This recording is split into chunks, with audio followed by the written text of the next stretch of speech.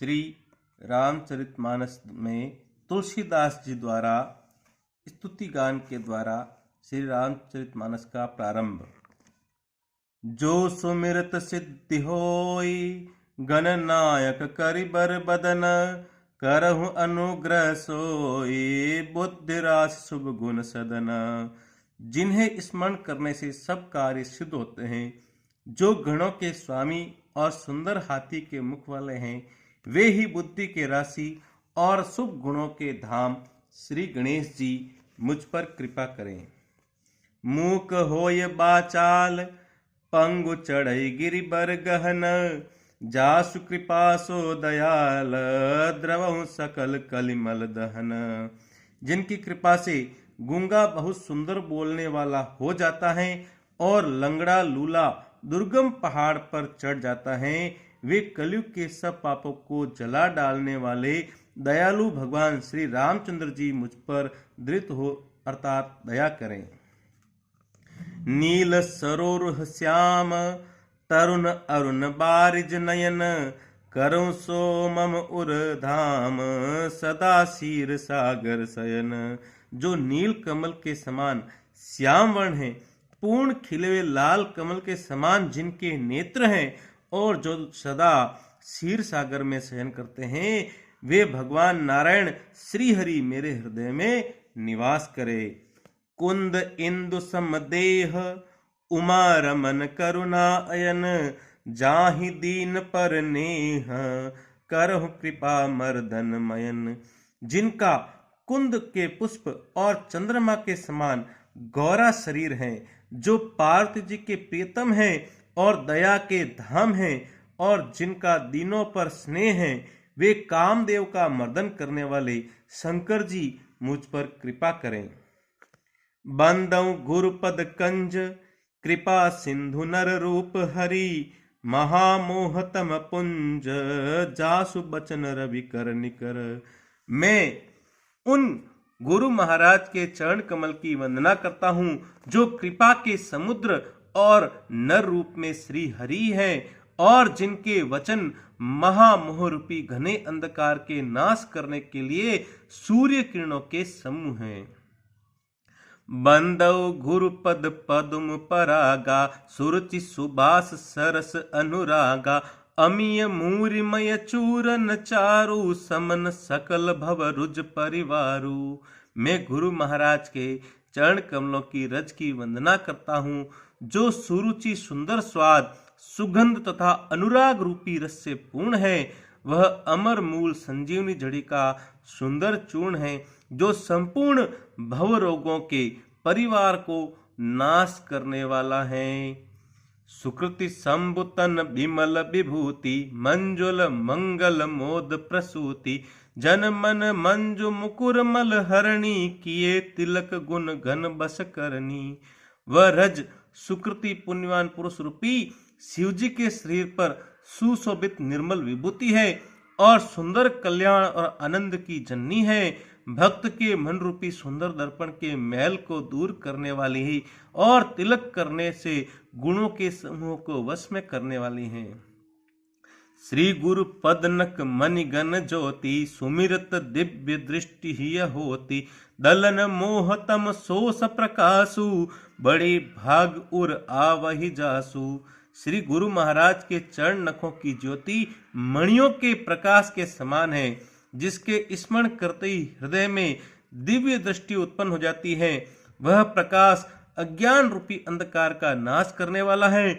वह जिसके हृदय में आ जाता है, उसके बड़े भाग्य हैं। उगरहि बिमल बिलोचन ही के, मिटहि दोष दुख भव रजनी के, सूजहि रामचरित मणिमानिक, गुप्त प्रकट जह जो जहि खानिक। उसके हृदय में आते ही हृदय के निर्मल नेत्र खुल जाते हैं और संसार रूपी रात्रि के दोष दुख मिट जाते हैं, और श्री रामचरित रूपी मणि और माणिक के गुप्त और प्रकट जहां जो जिस खान में हैं, सब दिखाई पड़ने लगते हैं। जथा सुअंजन अंज दृग, साधक सिद्ध सुजान, रामा साधक सिद्ध सुजान, कौतुक देखत शैल बन, भूतल भूरि निधान, सियावर रामचंद्र भज जय शरणम। जैसे सिद्धांजनों को नेत्रों में लगाकर साधक सिद्ध और सुजान पर्वतों, वनों और पृथ्वी के अंदर कौतुक से ही बहुत सी खाने देखते हैं। गुरुपद रज मृदु मंजुल अंजन, नयन अमिय दृग दोष विभंजन, तेहि करि विमल विवेक बिलोचन, बरनहु राम चरित भव मोचन। श्री गुरु महाराज के चरणों की रज कोमल और सुंदर नयनामृत अंजन है, जो नेत्रों के दोषों का नाश करने वाला है। उस अंजन से विवेक रूपी नेत्रों को निर्मल करके मैं संसार रूपी बंधन से छुड़ाने वाले श्री रामचरित्र का वर्णन करता हूँ। बंदौ प्रथम मही सुर चरना, मोह जनित संशय सब हरना, सुजन समाज सकल गुण खानी, करहूँ प्रणाम सप्रेम सुबानी। पहले पृथ्वी के देवता ब्राह्मणों के चरणों की वंदना करता हूँ, जो अज्ञान से उत्पन्न सब संदेहों को हरने वाले हैं। फिर सब गुणों की खान संत समाज को प्रेम सहित सुंदर वाणी से प्रणाम करता हूँ। साधु चरित शुभ चरित कपासु, निरस विशद गुण मय फल जासु, जो सही दुख पर छिद्र दुरावा, बंधन जहि जग जस पावा। संतों के चरित्र कपास के चरित्र के समान है, जिसका फल नीरस विशद और गुण में होता है। कपास की डोडी नीरस होती है और संत चरित्र में भी विषय शक्ति नहीं है, इससे वह भी नीरस है। कपास उज्जवल होता है, संत का हृदय भी अज्ञान और पाप रूपी अंधकार से रहित होता है, इसलिए वह विशद है।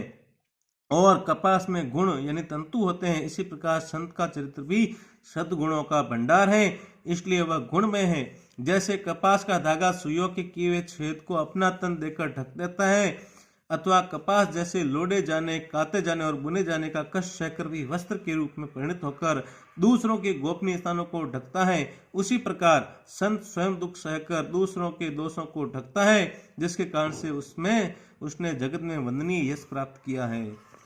मुद मंगलमय संत समाजू, जो जग जंगम तीर्थ राजू, राम भक्ति जह सुर सरी धारा, सरसहि ब्रह्म विचार प्रचारा। संतों का समाज आनंद और कल्याणमय है, जो जगत में चलता फिरता तीर्थराज प्रयाग है, जहां उस संत समाज रूपी प्रयागराज में राम भक्ति रूपी गंगा जी की धारा है और ब्रह्म विचार का प्रचार सरस्वती जी हैं। विधि निषेधमय कलिमल हरणी, कर्म कथा रविनंदनी बरनी, हरिहर कथा विराजति बेनी, सुनत सकल मुद मंगल देनी। विधि और निषेध, यह करो यह नहीं करो रूपी कर्मों की तथा कलयुग के पापों को हरने वाली सूर्य तनया यमुना जी हैं, और भगवान विष्णु और शंकर जी की कथाएं त्रिवेणी रूप से सुशोभित हैं, जो सुनते ही सब आनंद और कल्याणों को देने वाली हैं। बटु विश्वास अचल निज धर्मा, तीर्थ राज समाज सुकर्मा, सब ही सुलभ सब दिन सब देसा, सेवत सादर समन सकलेसा। उस संत समाज रूपी प्रयाग में अपने धर्म में जो अटल विश्वास है वह अक्षय वट है, और शुभ कर्म ही उस तीर्थराज समाज का परिकर है। वह संत समाज रूपी प्रयाग सब देशों में सब समय सभी को सहज ही में प्राप्त हो सकता है, और आदर पूर्वक सेवन करने से क्लेशों को नष्ट करने वाला है। अखत अलौकिक तीर्थ राहू, देई सद्य फल प्रगट प्रभाऊ। वह तीर्थराज अलौकिक और अकथनीय है एवं तत्काल फल देने वाला है, उसका प्रभाव प्रत्यक्ष है। सुनि समुझहि जन मुदित मन, मज्जहि अति अनुराग, रामा मज्जहि अति अनुराग, लहै चारि फल अछत तनु, साधु समाज प्रयाग, सियावर रामचंद्र भज जय शरणम। जो मनुष्य इस संत समाज रूपी तीर्थराज का प्रभाव प्रसन्न मन से सुनते और समझते हैं और फिर अत्यंत प्रेम पूर्वक इसमें गोते लगाते हैं, वे शरीर के रहते ही धर्म अर्थ काम मोक्ष चारों फल पा जाते हैं। बोलिए सियावर रामचंद्र भगवान की जय।